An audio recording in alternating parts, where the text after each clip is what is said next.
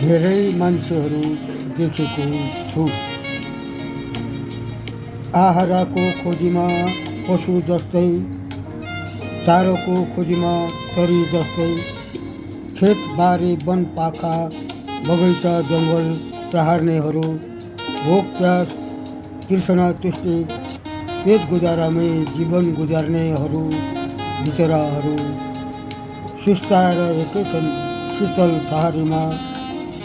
जीवनको हरियालीमा सास फेर्ने फुर्सद छैन।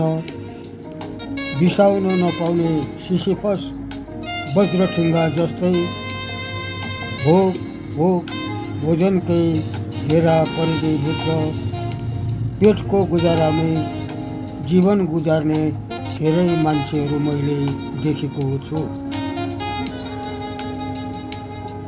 धेरै मान्छेहरू जस्तै म पनि देखिँदो हुँ, हुँदो हुँ। दोष कसको? जन्मको, जीवनको कि मान्छेको? मृत्यु पनि दोषमुक्त हुन सक्दैन कि दोष हो मृत्युको?